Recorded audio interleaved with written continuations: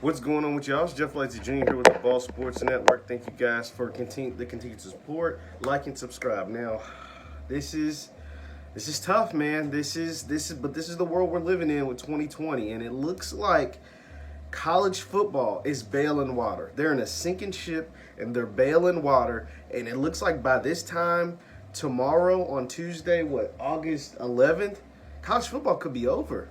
It looks like the college football season looks as if it's going to be canceled for the fall of 2020.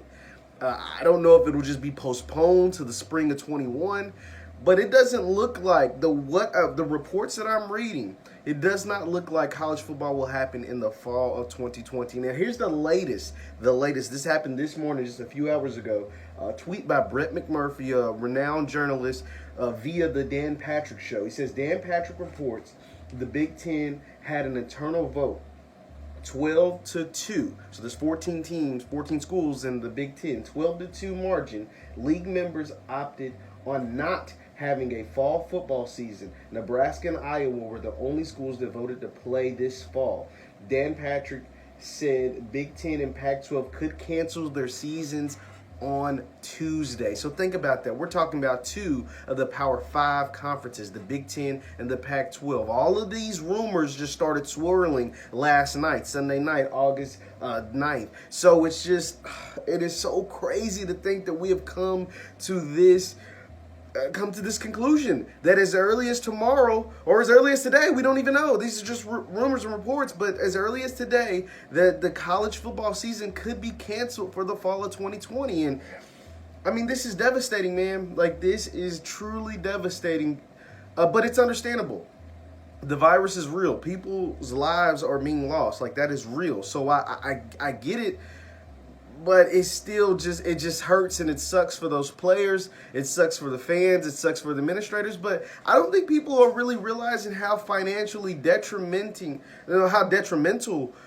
losing college football will be for, financially for states, for universities, for athletic programs. Like, without having football, it might just seem like a game to a lot of people. Like, oh, it's just a game. The lives mean so much more, and I get all of that. I get that we don't know the likelihood of these guys, these type of people dying, like young college athletes between 18 and 23 or 24 or whatever. The likelihood of them dying from COVID are very slim to none. But we don't know the long-term health effects. We don't know the lasting health effects. I get all of that. I do. But I just really want everybody to realize how detrimental not having that money flow from athletics, especially college football, the most profitable, the most watched, the most popular college sport in America. Not having that is going to be it's a suicide note for a lot of programs and a lot of jobs in America. Think about this. I'm going to use my school, my alma mater, for an example, Western Kentucky University. Western Kentucky University has done everything, has skinned their teeth trying to stretch dollars. They've cut every loose dollar that they could cut because their budget has been so dwindled because they lost their conference tournament in basketball. This dates back to March. Their conference tournament and any chance they had of playing in the postseason. So they have skinned their teeth, and then they lost everything else, right? And then also just the pandemic just doing whatever it has done to every university. If WKU, who doesn't even have a huge fan base or doesn't even have a huge college football presence, but they get money when they play teams like Indiana, they're going to lose $1.5 million if they already lost their game against the University of Indiana. They were scheduled to play Louisville, but say if college football goes away, that's $1.5 million in the toilet, gone. It's done. There's no getting that back.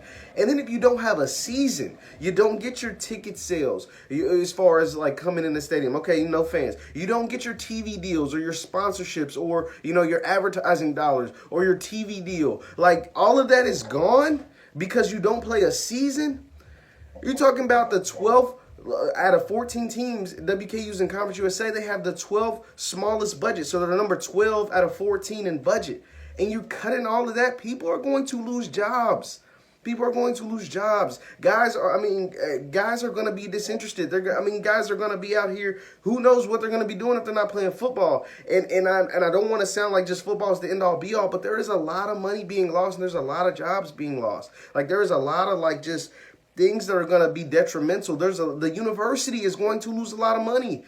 And that's just not here. And I'm just using WKU as an example, but it's going to be the same across the board, everywhere across the country. And man, I don't know, man. It's so sad to see this happening. Like it's literally happening in front of our eyes. College football is going away. It looks like it's not going to happen. And one thing that came out of this that is looking to come out of this is a player union and a player association, because we see tweets and we see things from some of the biggest names in college football: Trevor Lawrence, Justin Fields, guys from Clemson, guys from Ohio State, all these big time guys that'll be first round picks that are saying this is what we want. They want a voice. There's this hashtag "we want to play" going around all of college football. All of not from the big names to the backups of some of the smallest schools in the country are saying hashtag "we want to play." You can search that hashtag and you'll see thousands of tweets, literal thousands of tweets from players, coaches, media members, everybody that wants to see college athletics happen this year. Man, I understand that there's a global pandemic taking place. This isn't something that's just minor. Like this is something that's made 30 million Americans have to file for unemployment. Like there has the job, unemployment has surged. It is terrible for our economy. It's taking place. Like states have shut down. They're still, working in phases to reopen, and then they reopen and they go back down. They go from phase 1 to 4 and then back down to 2 or whatever. Like it's happening in our state here in Kentucky, but it's so crazy to think about. Like that they're literally, college football looks like it's on the verge of being canceled for the 2020 season. Now, one thing that will be interesting, like I touched on it a little bit, but I want to touch on it some more, is this player association, this player union, because the players aren't getting any say in this. Essentially, the reason why the conferences want to close, obviously it's because of the pandemic, but they don't want to be, like none of the Power 5 conferences want to be the last conference to shut it down. It's like a race to not finish last, right? So the Big Ten and the Pac-12 look like they're going to take charge and be the first schools or first group of schools to shut down all football activities to cancel the 2020 season. Well, the ACC or the Big 12 or, none of the last 3 Power 5 conferences want to be the last school or the last group of schools to say, or the SEC to say, okay, now we'll shut down because everybody else not playing. They don't want to look like that. It's just a bad look, right? And that is the main reason why they are considering, and it looks like it's going to happen, going to close down their football seasons. And it all started with the MAC. So last week, obviously, we know the MAC decided to cancel the 2020 football season. And so that, even after all of these Power 5 conferences and these other major conferences sent out their schedule, like they sent out their schedule and they had like their only conference games or their only conference games plus 1 non-conference game. Like all of this happened just last week. And now the tide has made a complete 180 after the MAC, and it's a domino effect. Well, once the MAC did, it's like every other school was like, well, maybe we should consider closing ours down too, because we don't want to be the ones that are last to the party, or we don't want to be the one that has this huge major outbreak and God forbid, knock on wood, that, someone not only contracts the virus, dies. So we don't want to, wear that scarlet letter where we decided to continue to move forward with football activities and someone died from COVID because we were selfish is kind of how they're looking at it. And so that is why they're deciding to essentially shut down the season, man. And it's unfortunate for the players because we have, seniors of guys that'll never get to play again. You got, selfishly, fans will never get to see some of their favorite players, whether it's Trevor Lawrence, Justin Fields, name your favorite player on your favorite school, on your favorite team. Like, you'll never get to see those guys because they'll declare for the draft and start getting ready for the NFL. And it's just, like I said, but for me, it's the financial impact, and it's the impact of all the jobs that'll be lost, all the budgets that'll be shredded with no college football, all the media members who may lose jobs, the guys for the university universities or guys and gals for the universities that'll lose jobs, and it's just unfortunate, man. It's so sad to really see that this is happening right before our eyes. And it's all due to a global pandemic that to the likes that none of us have ever seen before.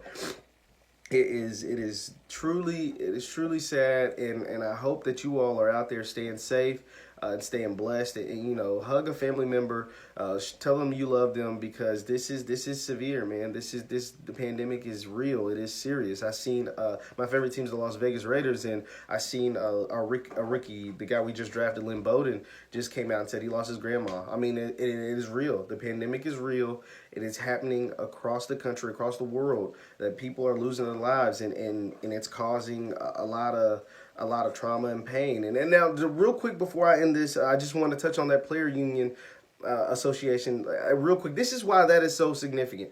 That is so significant because outside of this pandemic, because it looks like the pandemic is won. It looks like the players have formed this too late. That association, if it comes to pass, and if it becomes a legit thing, like where, because it really looks like it's being spearheaded by Justin Fields, the two biggest names in college football, Justin Fields and Trevor Lawrence. So they're the guys that'll probably go 1 and 2 in the NFL draft, whether we have a season, and it looks like we won't. Even if we don't have a season, those two guys at quarterback from Ohio State and Clemson have cemented themselves. They're great players. They'll be great players in the NFL. It looks like they're the guys that are spearheading it. But if we don't have a season this year, who is going to pick up that baton, pick up that mantle, and push it forward? That way, I mean, not necessarily a pandemic, but if anything happens, college athletes have a voice with their conferences. They get to dictate, or at least have a bigger impact on what takes place in their sport, right? Like, it's not just these commissioners, these guys in suits back in their $1 million pads making the decisions for the guys who are risking it all on the field. Like, the guys that are risking it all on the field are the players. And then and even more so, also with them are the coaches. So will this player association, will this union be able to withstand once their two biggest names, if this season gets canceled, once their two biggest names are in the NFL, are professionals? Will this rise as something new, a new age in college, not just college football, but college athletics, where the players get to dictate what takes place with them? I think so. I hope so. I'm praying so, that they get a larger voice in what they get to do when they are athletes. But as long as they're amateurs, and as long as they're under the bubble of the NCAA, and each individual conference, whether it's the Pac-12, the Big Ten, the SEC, the ACC, get to make all their own rules and don't all follow one guideline, and in connection and in conjunction with their players, then we'll continue to have issues in college athletics. So that's all I have to say, man. It's a sad day for me. I'm still holding out hope. My fingers are crossed, but it is not. I'm just a realist. It's not looking good. College football for the fall of 2020 looks like it's going to be canceled. And if it moves to the spring of 2021, you're going to miss your biggest stars, because they're going to be preparing for the draft, and there's no point of risking getting injured. Once again, my name is Jeff Lightsy Jr. here with the Ball Sports Network. Thank you guys for watching. Continue to hit the thumbs up button, like, and subscribe. I know this was a longer video, but I just had a lot to say. Thanks again for watching. We'll see you next time.